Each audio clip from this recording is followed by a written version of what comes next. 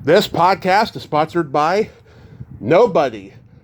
Hey dudes, welcome to Splat from the Past, the only 80s themed horror sci-fi show where things can get totally radical. Now today I will be welcoming back the legendary, the talented, one of the nicest guys I've ever interviewed. Greg Mullavey is coming back on. He holds the record for the longest gap between appearances on Splat from the Past, 7 years. You know, he has broken a few records of that. I had Leon Curtis back on in 2017, and then I had her back on in 21. That was 4, and now 2017 and 24, 7 years since Greg Mullavey has been on. And it's the 55th anniversary of Bob and Ted and Carol and Alice. And I went back and listened to my first interview with him, and I remember him mentioning that he went to go do research for the movie, but he didn't elaborate. So I'm going to have him elaborate on that. And I went back and listened to his interview with Greg Gilbert from around that same time, where he told a Jennifer Jones story that I thought was hilarious. And also, I forgot that I didn't mention CC and Company with him last time. I'm going to bring that up as well, and a couple TV appearances and stuff like that, and I can't wait. Greg is just the nicest guy, and he just got done doing King Lear on Broadway. I want to find out about that as well. So it's going to be a great second interview today. So yeah, here is my new interview with Greg Mullavey. Hey, Greg, welcome back. How are you today, sir?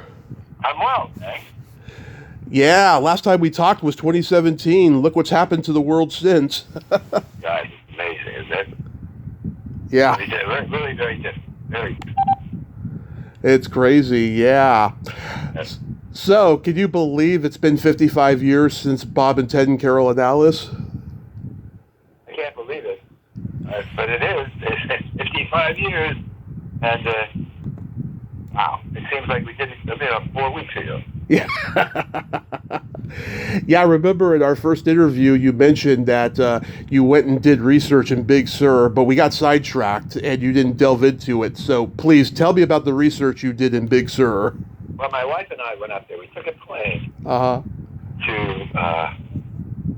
where it was. I can't remember where it was, but a town. It had an airport. We were in a small plane, and Jennifer Jones was on the plane too. Yeah. As it turned out, we get off the plane, and I got a sketch that she made out of a napkin. It just sketched on a napkin from the little plane we were on. Mm-hmm. And I'm trying to think of where we wound up.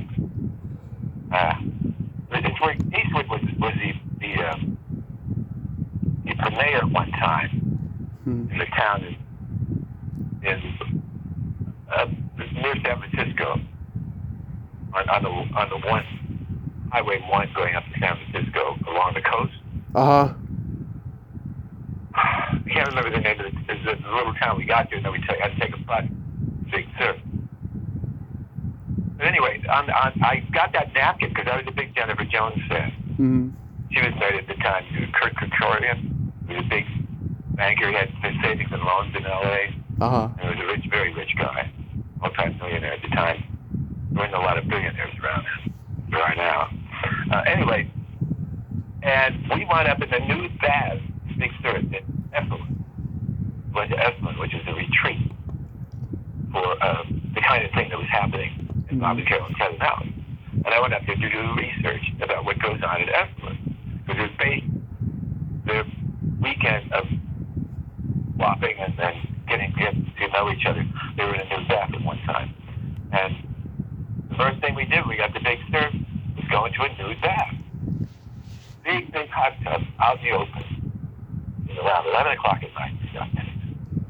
And Jennifer Jones came, and she found key light, a moonlight, in this robe there. That slid on top of me, and I managed to have her sit right on top of me.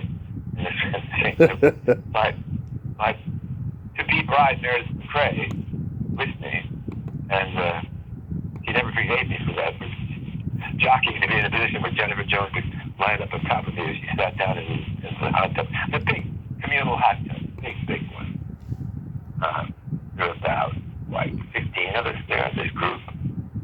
up there for fight training, couples fight training. Mm-hmm.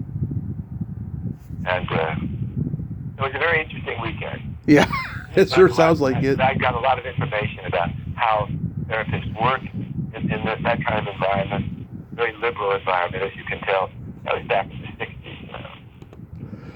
His life was much different then. Yeah, wow.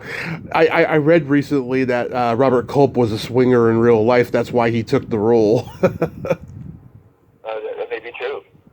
Yeah. She was really nice on set, though. And Natalie Wood had a great story about her when he was shooting the film. Uh-huh. She was a child actress, as you well know. Yeah. Sure, because your audience may know, too. So, it was a very emotional scene. Even I cried a little bit, as I recall. And everybody else was crying because there's a big group hug at the end, et cetera, et cetera. And Natalie came to her close up. And she said, Bob, I'm ready. Some guy came in and blew ammonia into her eyes. And you couldn't tell criers from the non-criers. It worked for her. She was so good at pretending she was crying, and tears were formed because pneumonia is an irritant, and his eyes tear up. Mm-hmm. And so she was so good at faking it, and had learned to do so as a child. She would call on somebody to come in. None of the actors, they worked on interior stuff and, remembering something that made them cry when they were young or not so young. Yeah. Doing sensory work or memory work and internal work. Yeah. And she didn't need it at all. And some actors are just more rideable than others. Some can cry at the drop of a hat. Others take more time. But Natalie used makeup guy.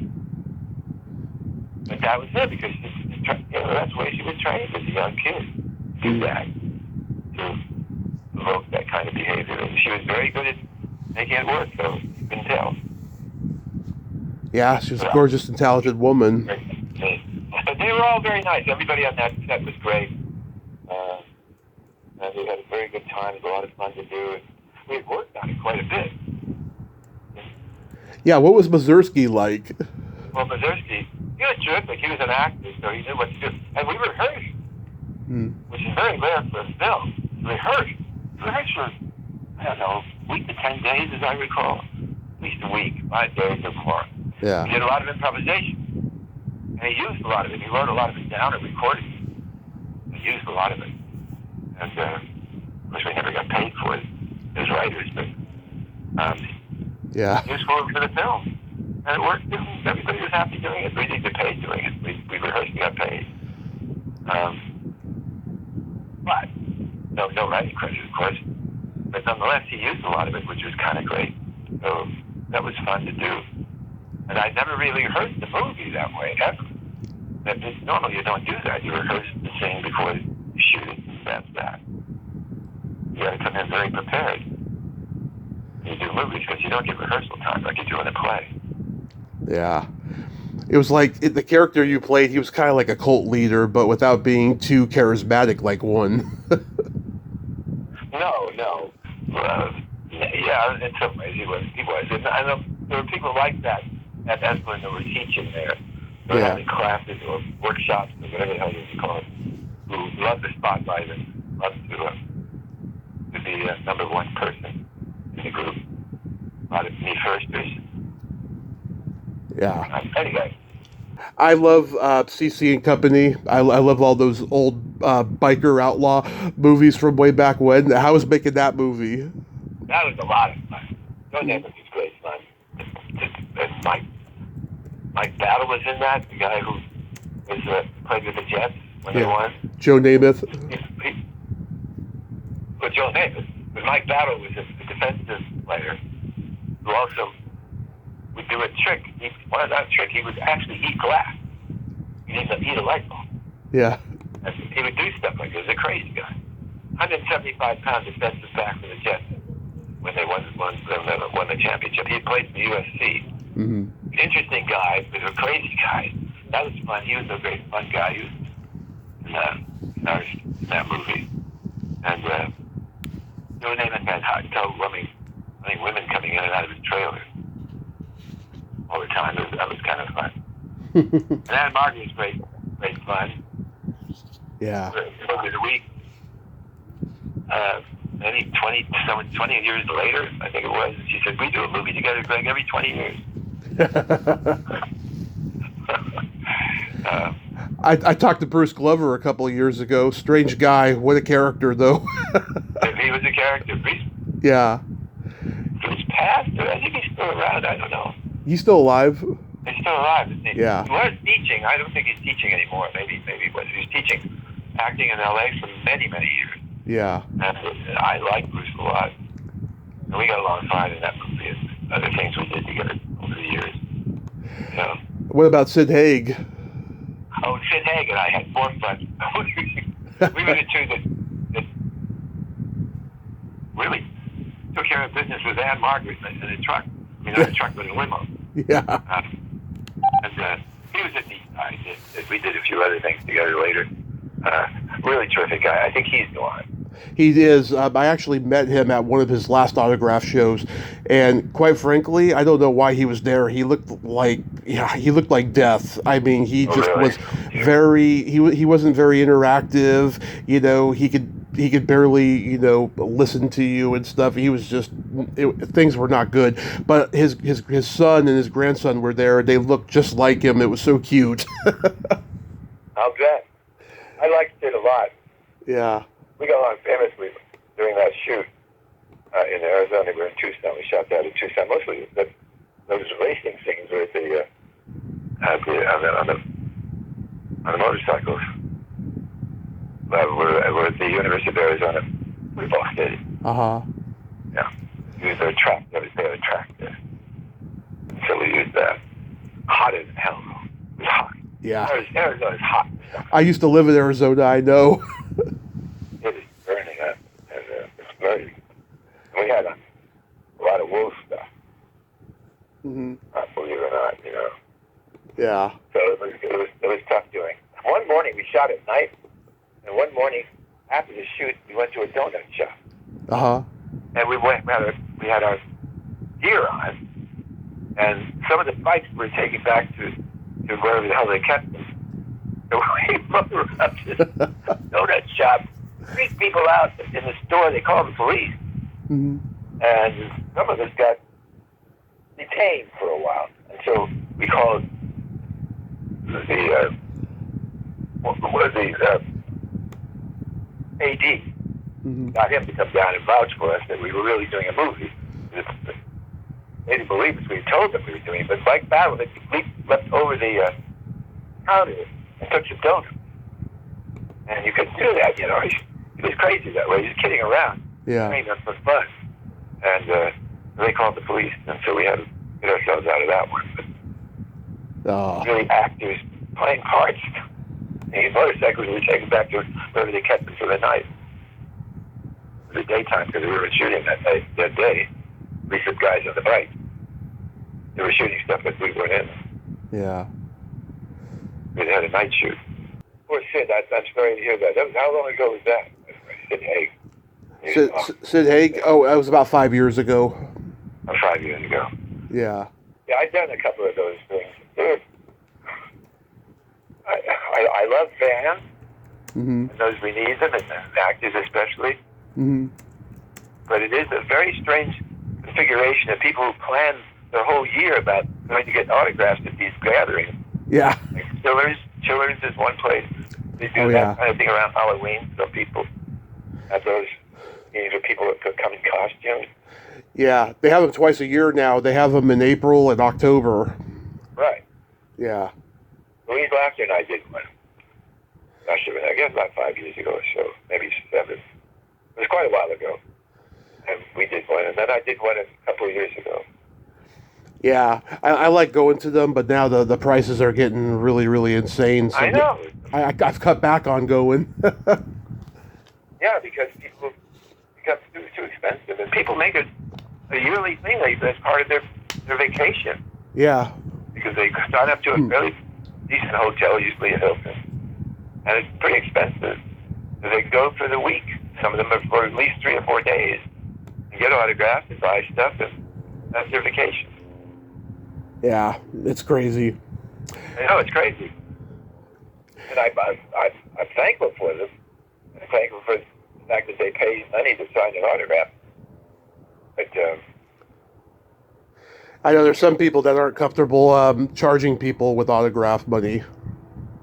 no, I've never done that before. It's the first time I've ever done anything like that. I've only done it twice. Mm. I've been asked to do it more than that, but not my cup of tea. Yeah. Not bad because I'm making them pay to get my autograph. I'm grateful they even want it.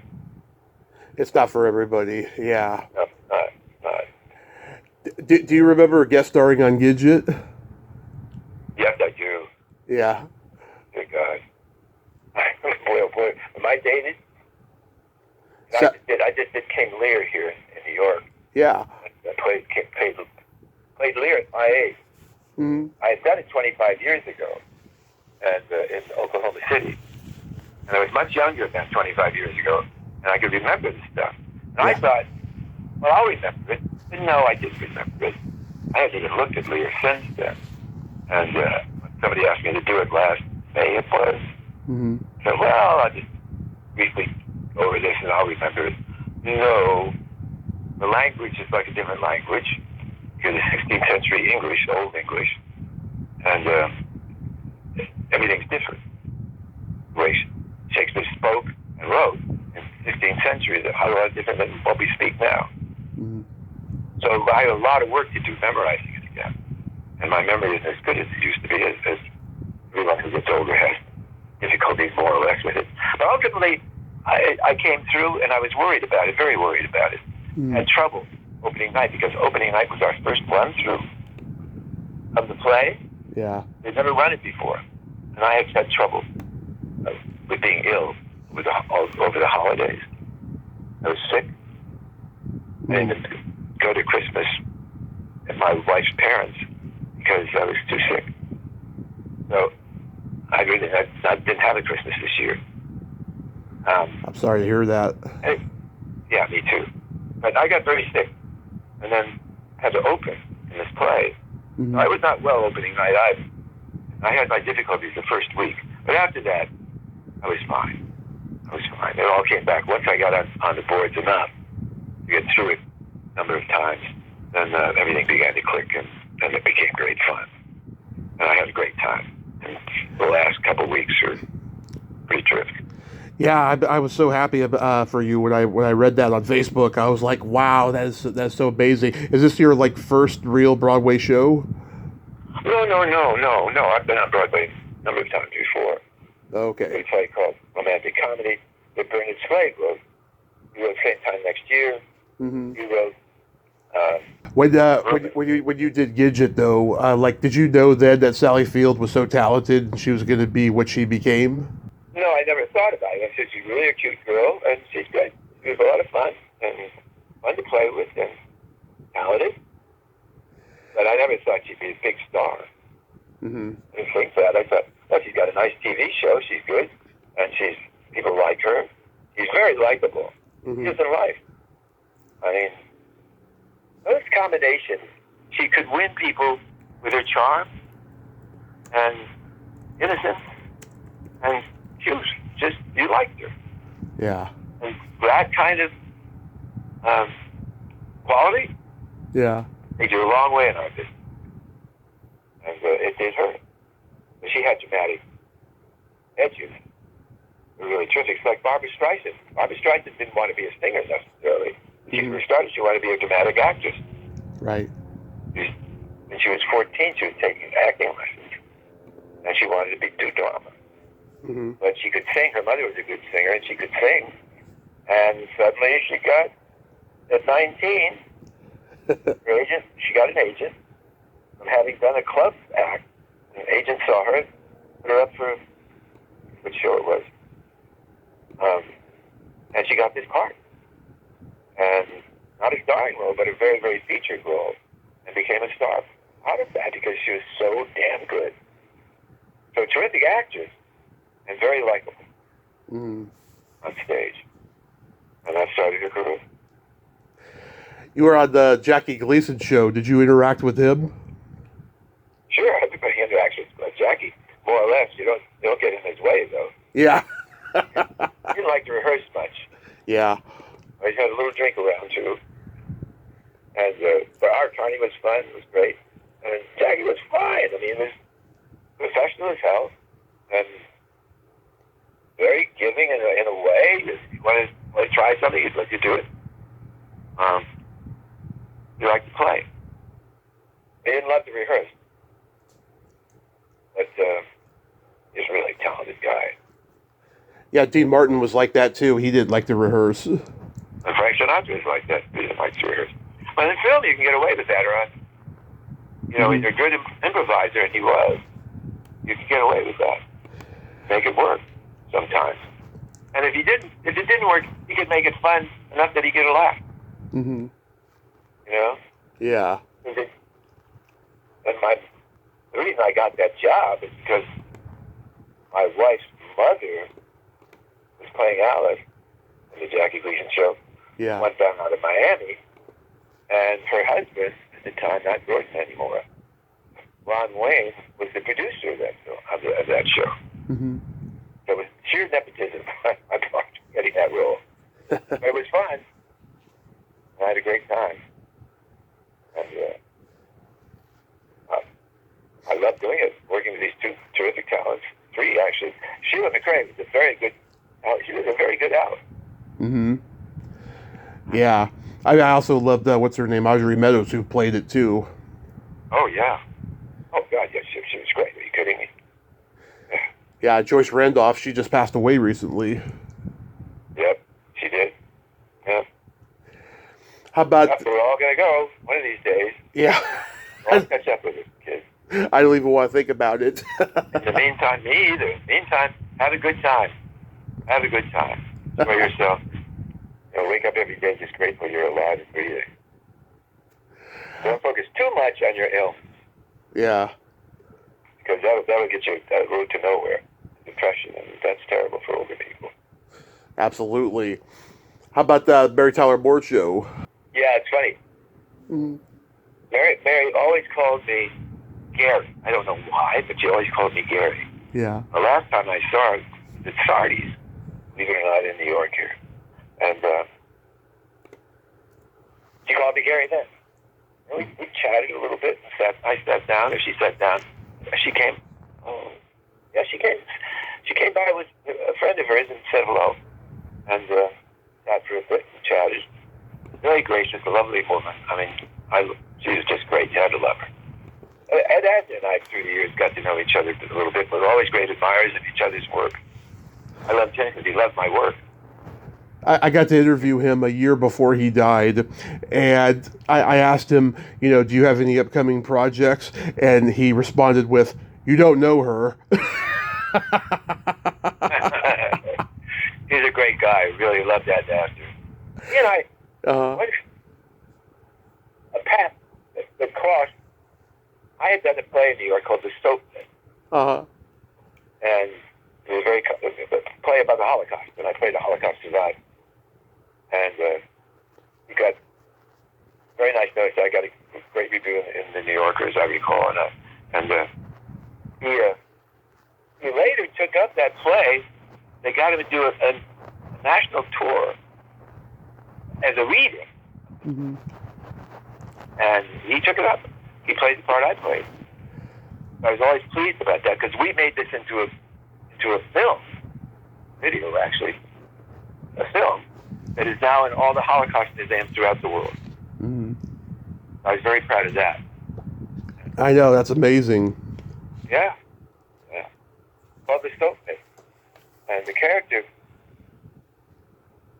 was angry about the fact that museums in America took out the fact that Nazis had made soap out of Jewish fat when they killed them. Mm-hmm. And he wanted that back in the museum. But he took it out because so many of the Holocaust deniers were denying that was true, and they didn't have enough evidence. People in America wanted enough evidence to prove that it did happen, on a fairly large scale. Mm-hmm. So they never could absolutely prove to the Holocaust deniers. In Europe, they still have exhibits about that, but they don't in America anymore.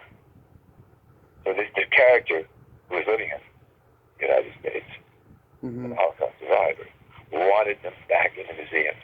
And that was what the play was about, that exchange between deniers and survivors. It must have been a good play. It was a good play. Very good play. I love the MASH episode you did, Captain Greenlee. Yeah, Captain Greenlee, yeah. And the last signing I did, that's the other one that I've done, was mostly, I got more people asking me to sign a MASH photo, which I had of me and Hotness, because they were there. She was there, Hotness was there, and... Jamie Farr? Yeah. It must have been so hard not to laugh when he was dressed like Dorothy in The Wizard of Oz. I know. He's really a neat guy. Jamie Farr's really a nice guy. He's a funny guy too. Yeah. He's a funny guy. He's a terrific guy. He's a really nice man, and I like him a lot. He and I did a play up in Calgary, Canada, Mm-hmm. at a dinner theater, and he had worked up there too. So we talked about that a lot last time I saw him. About that fun going to do dinner theater back in the day when they paid you very good money to do that. You go to Canada and do dinner theater. My wife and I did it a few times, and I did it. I've done two or three plays at Calgary, and one in Edmonton. Yeah, I don't hear people doing dinner theater anymore. No, because it's not around. It's almost all non-union now. Mm-hmm. There are dinner theaters. Lots in Pennsylvania and others. Maryland has them, but they're all non-union. And those of us who are union members, I won't do non-union. Mm-hmm. You're not supposed to, and I won't do it. Only happened to me once. I did a movie. My wife and I did a movie in North Dakota, believe it or not. The manager didn't research to see whether or not she was... Laura Dern was one of her clients at the time, and a few other people. We were clients of hers. Mm-hmm. And she got us this movie, and we went and did it. It was an independent film. Lo and behold, they were not union members. They'd not signed with the union. We got paid, and she had to pay a fine. Our manager had to pay a big fine. Wow. For having us do that movie. She had never checked it out. And so we got paid. But her commission, she didn't get a commission from us because we had to pay part of the fine, as I recall. Crazy. Stuff doesn't usually work like that. That's the only time that's ever happened. All kinds of little anecdotes here. One thing I will say about getting older is you don't remember as well as you used to, that's for sure. Yeah, you've been doing good so far. I mean, you have remembered a lot of stuff, you know.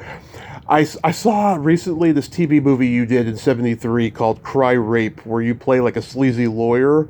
And right. I was like, wow, he is really slimy in this. Yep. Yes, I was. I could play sleazy if need be. Slimy. Conniving, yeah. That character thought himself was very, very smart. It's like some lawyers think that they're out with anybody. Yes. And lo and behold, I have some friends of mine who are lawyers that do that. They're very good at that. You know, when people talk about disaster movies of the 70s, they always talk about the Poseidon Adventure or the Towering Inferno. They never mentioned the Hindenburg with George C. Scott, and you were in that. Yes, I was. Yep. How was that experience? That was great. That was a lot of fun. I auditioned for that. Oh, humanity. I mean, and I'm trying to think. Robert, what the hell is his name of director? I can't remember. Oh, let me look that up here. George? No, not George. Oh, Robert Wise. Robert Wise. Yeah. Robert Wise. And he was great. To work with him was an honor. He was one of the greatest directors that ever lived. He was. And he was a terrific man. He was a lovely man. Gentle, nice, steady, in a good direction. You follow it. and never yelled at you, never got angry or never upset or anything like that. Very steady Eddie, and a very gentleman, a real gentleman. And did you know that he edited Citizen Kane? Yes, I did know that. Yeah. Yeah. It's pretty crazy. The guy who directed The Day the Earth Stood Still and West Side Story and Sound of Music, he edited Citizen Kane. Yeah, that's... I know, amazing. That's wonderful. Yeah. Well, editors oftentimes make very good directors. If they have a sensitivity for how to work with actors, he did.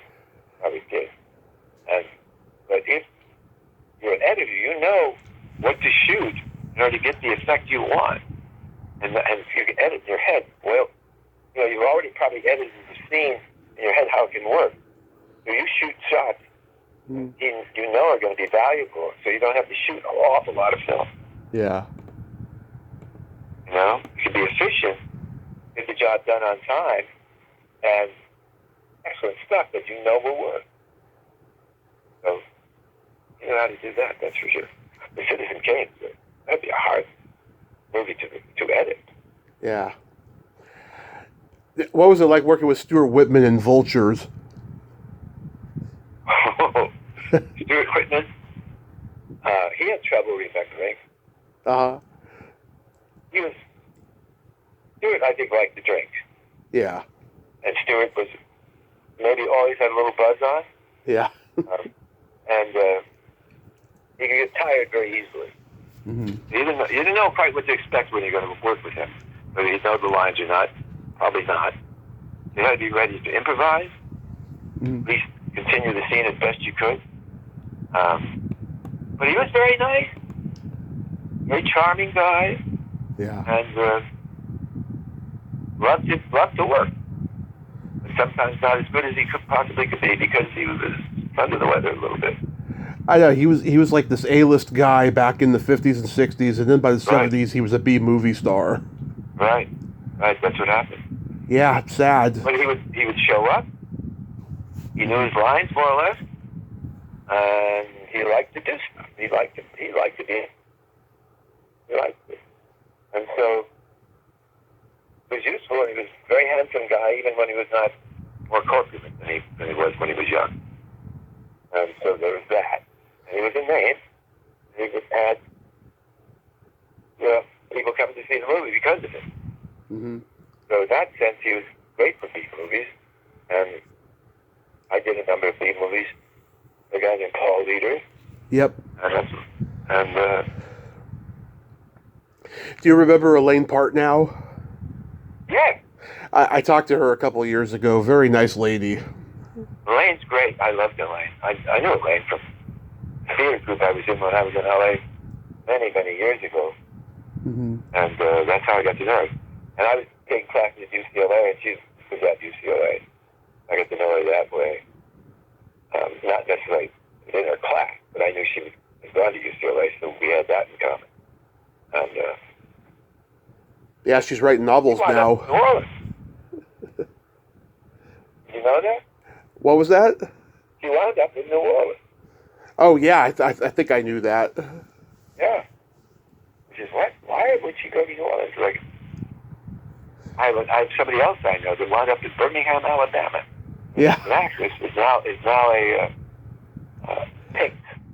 Well, I think because California is so expensive, they end up in those little towns. Yep. Well, Birmingham's not a little town, but yes, places where it's a lot cheaper. A lot of people that move to Idaho. Oh yeah, Idaho. That's because culturally they're more right wing. Mm-hmm. They don't like diversity. Yeah. They want people that look like them. Of course. And you can find those in Idaho. And well, that's a whole other story. Yeah. How about Tales from the Dark Side? You're not the Joe Rogan show, are you? No, not the Joe Rogan show. No. How about Tales from the Dark Side with Seth Green? What? Oh, God, yeah. Did that? Tales from the Dark Side? My God. Every so often I see those on one of the channels that plays old stuff. Yeah. There'll be 9 of them in a row, and I'm in one. I think I did 2 of those. Maybe only one. I can't remember. That really tells your age when you can't remember. Well, you did The Twilight Zone with Wes Craven directed, and we talked about that last time. Yes. was crazy. That was fun. You used to go on Tattletales a lot. Was that fun? It was a lot of fun. I loved to do game shows. It was fun. Yeah. My wife liked to do them too. Meredith liked to do them, so they were great fun. Yeah, I've talked to Mitzi McCall and Charlie Brill. They used to go on there a lot too. They were so damn funny. They're two of my favorite people I've ever interviewed. They're just always, really? yeah, they're always bantering back and forth. It's so funny. Interview Charlie? Yeah, I'm sure he'd be glad to do it. And or Mitzi, both of them. I know them both. Yeah, they're great people. They are. Both terrific. Yeah, they're terrific. I know. Well, Charlie, I know. I did a play with them. An Odette play with him many years ago. Yeah. And that's how I got to know him. And he was a good friend of Pat Harrington. Yeah. Both. And Pat and I were very good friends. Oh, he was great. Oh, Pat was great. Oh, Pat. Yeah, Schneider on One Day at a Time. On One Day at a Time, yep. He and I met Pat in an acting class. Oh, yeah? Yep. He came to become an actor, not just a comedian. And he just got done doing Vegas. Mm-hmm. He decided he wanted, well, he had kids. We settled down in a place in Brent. Mm-hmm. And I met him in acting. Eric Morris is acting. Oh, I know Eric. You know Eric? I've had him on, yeah. Yeah. Eric's great. I love Eric. I studied with him for 7 years off and on. Jack Nicholson was in the class and a whole bunch of other people. Oh, wow. I once had dinner, Harry Dean Stead, Dennis Hopper, yeah, Nicholson, a guy named Bruce Mars, before Eric's class. And Dennis Hopper said, man, I'm doing this movie, Jack, I don't know, maybe you'd be right for something in it, I don't know. I forget who the hell he wanted to play that part. Wasn't interested in doing it. Mm-hmm. Maybe he'll do it, Jack. I don't know. We'll see. And lo and behold, he brought up the Easy Rider. Mm-hmm. And that started that. Jack hadn't worked in 2 years. So. Yeah, because Rip Torn was originally supposed to do it. That's right, Rip Torn. And that's what he said. I don't think Rip's going to do it. He didn't want to do it. Yeah. He'll do it, Jack. You want to? Maybe he'll do it. Want to take a look at it? Okay. So, lo and behold, out of that little group was born the first inkling that Jack would even think about doing Easy Rider. That's finally did what it work. Yeah, he was also in Jeff Corey's class, and I know that Sally Kellerman and Roger Corman were both in that class. Right, that's right. Well, Jack wrote the foreword to Eric's book, No Acting Please. Mm-hmm. My wife and I both Meredith was in that class too. But yeah, but I never studied with people they studied. Sally and Jack studied with. Yeah. So I didn't know him. Okay. But Jack I knew. Right. I didn't call Jack up when he was doing a movie. I'd seen him at MGM. And he told me he was doing a film, but didn't have time to chat. Mm-hmm. So I just auditioned for, in the heat of the night, I can't remember what I auditioned for, but I saw him then. And he said, well, I'm doing this movie. I called him. Is there anything in it for me? He said, yeah, there is. I said, well, really? He said, yeah, but I'm doing the part. Yeah. And movie about the water coming down. Back then, it was a smaller community. There was no internet. Everybody knew each other. You're right. Much different now. People don't see each other as much as they did. You used to go to Schwab's and hang out there.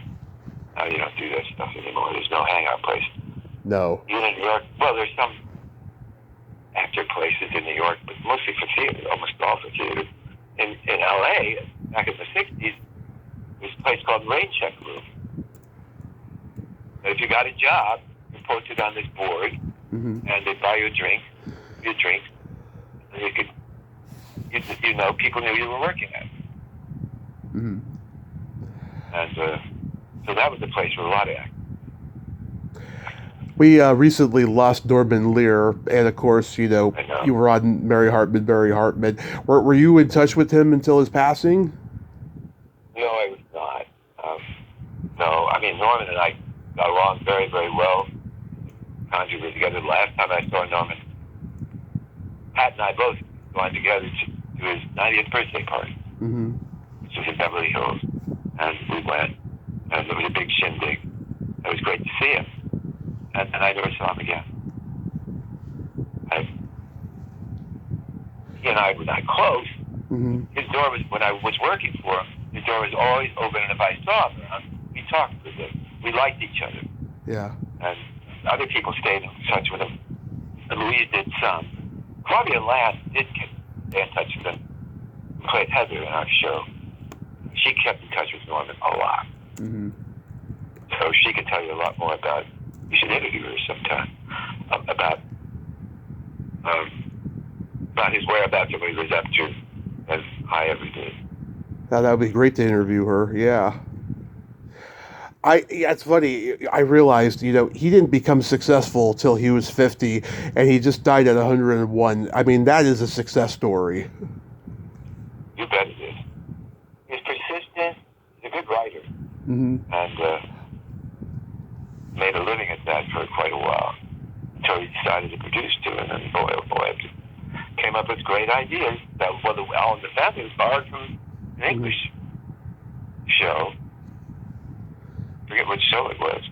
But I think it was All in the Family was the first big hit, and then Sanford and Son. It was a big hit, yeah.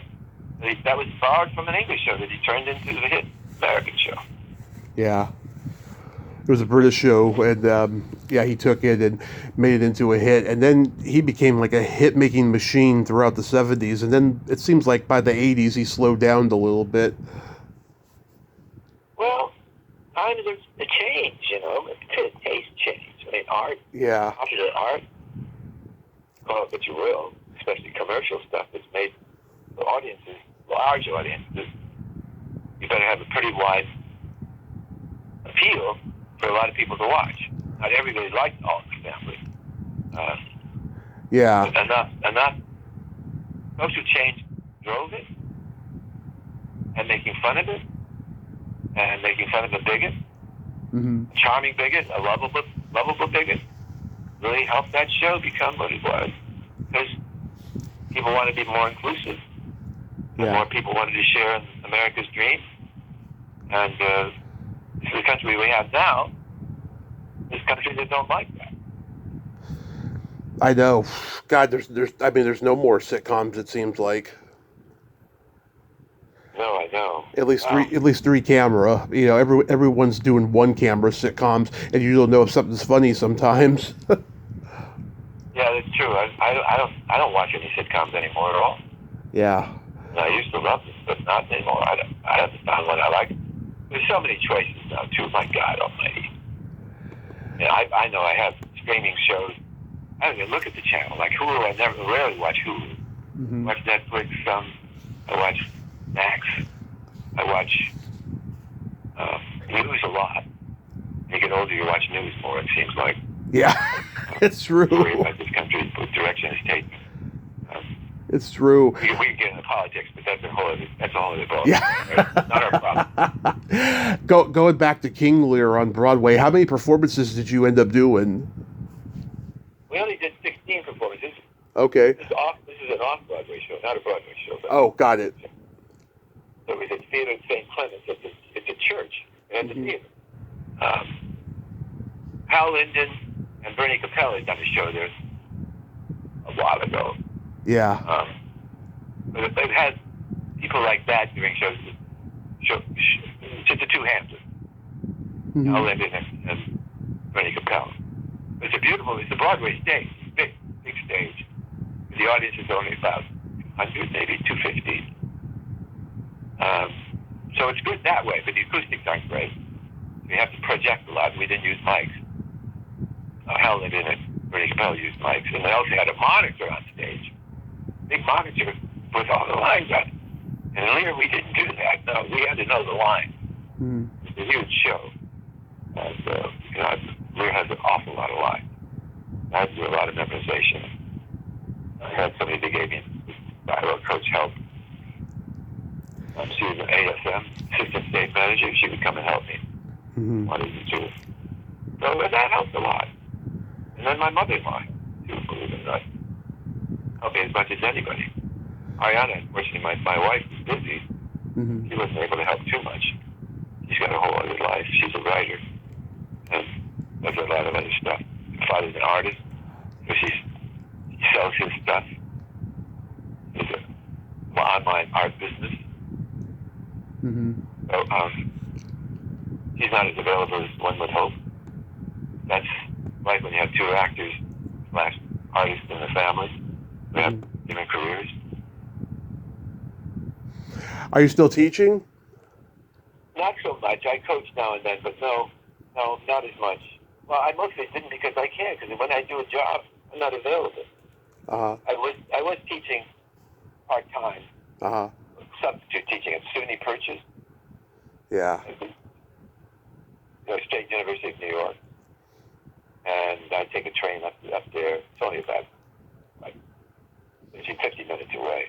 Yeah. And the train stops, so we stop on the way. Anyway, but I was doing that for a while, and then I was teaching at Michael Howard's here in the city. Mm-hmm. He said, I got jobs, I can't teach. You have to rehearse. Or I'm away, like I did a show at Seattle a few years ago. Mm-hmm. So I was 3 months. So I'm not available. So teaching's hard if you teach in a studio or some school. Mm-hmm. You want somebody who's always available. I don't have that, so I taught privately for a while. Then I stopped doing that. Because the pandemic came and people weren't showing up. And we couldn't really, if you have a mask on, you can't do anything. You can't do an acting class. Yeah. So that stopped that. Do you still get a satisfaction teaching that you don't get when you're acting? Yes, I do. I really like to teach. And right now, my life is about finding an apartment to live in, because the guy who owns this place, former actor, Mm-hmm. moved to North Carolina. He's now in his 80s. He wants to retire. I mean, he's retired now, Mm-hmm. but he moved from here many, many years ago. Wound up back in Boston. And his wife recently died a few years ago, and so he closed up shop near Boston and sold everything and moved to North Carolina where there are no taxes. State taxes, anyway, income tax. And bought himself a house and a house with his mother-in-law. And I want to sell this apartment. He's had it for 50 years. And so we got to leave after 14 years. Wow. I would buy it, but he doesn't want to upgrade it. Wants way too much. It's not worth as much as he wants. He hopes he can get it. Maybe he can. I'm not going to pay it. Mm-hmm. If I buy a place, it'll be. Do you have anything upcoming? The only thing I'm doing right now on Sunday, I'm doing a reading of a new play. Nice. I'm paid to do it, do a little money, and doing a reading we've rehearsed a few times. And that's what I'm doing. And I have nothing. I do have a friend of mine in L.A. Mm-hmm. who wants to resuscitate a couple of old shows he has available that people have taken a liking to. Yeah. So we'll see if that pans out. He sent me the scripts, and they've been reworked. And somebody's interested called Cox. And we'll see whether or not that pans out. I have another show that I've done a little bit of work for that did some scenes for. Mm-hmm. For people for money. I was supposed to do the pilot, and did a mini pilot, and it's called Bellevue. It's an old people's home, and I'm one of the characters in the home. Nice. Yeah, and I've got a beard now, so there's a gray beard, so up to Yeah. black. Yeah, I see you got the beard now. How long have you had it? About 3 months, maybe 4 months. Started growing it about 4 months ago. So you grew it for King Lear? In August, I started growing it, yes, King Lear. Nice. You gonna keep it for a while then? I'll keep it for a while. I had it trimmed, let's see, what's today? It's Friday. I had it trimmed Wednesday, Mm-hmm. and to back to more like a distinguished person rather than kind of madman. Yeah. It was more wild when I was doing Lear, which I wanted that look. That was fun. I can tell you pictures of that if you like. Oh, yeah, that would be great. Yeah, if you have an email. Do I have your email? I don't think so. I'll send you my email. Send your email. I'll send you some pictures. Absolutely. And your health is good? My health is good, although I hate to say this, but when I was doing Lear the last day, Mm-hmm. started feeling tired. Yeah. After the show, I was really tired. And I remember I came home, like right home. I didn't go out or do anything. Came home and went to sleep. Woke up Monday with the sniffles, and the guy who was playing Kent in the play, was my right-hand guy. We shared a dressing area together. Mm-hmm. Backstage. We put us backstage because there were steps up to the stage. Mm-hmm. So instead of having us have to go up and down these steps, they put us back. Yeah. Very cold back there. It was cold in New York. It was then. Not so cold now. But it was freezing back there. And so he had a cold. I got the cold. I got the cold over the holidays from people in the cast. Mm-hmm. I got this stuff. I thought was a cold. Turned out to be cold. On Tuesday, I started feeling really badly. Wednesday morning, my temperature, I had a temperature. Called my doctor. He sent me over Paxlovid. 24 hours later, the symptoms were gone. And I've been on the mend ever since. 5 days later, I tested negative. And so I'm out and about. Wow. Weeks ago. And that happened. Greg, you are a gentleman and a scholar, and I thank you so much for coming back on today. And I'm glad that you're still out there doing what you love, and please continue to do so. And yes, I will send you my email. And Okay, great. Great. have yourself a great rest of your day, and be safe, sir. You too. And anybody out there who's creative and inclined, keep dreaming. Keep dreaming, kids. Keep dreaming. Keep dreaming. Okay? Okay. Let's take care. Take care. Be well. Thank you. Bye-bye. Well, there you have it. Greg Mullavey. Ain't he a cool dude? Oh, what a nice man. I just love talking to him. He's just so full of wisdom and just, oh, I could hear him talk for hours. I'm so glad that we got to talk again. 7 years. Oh, my God, it is a long time, but he hasn't changed. Oh, my God, he is amazing. Well, until next time, this is Tommy Throwback Kovac saying, there's no shame in living in the past because the present sucks. Later, dudes.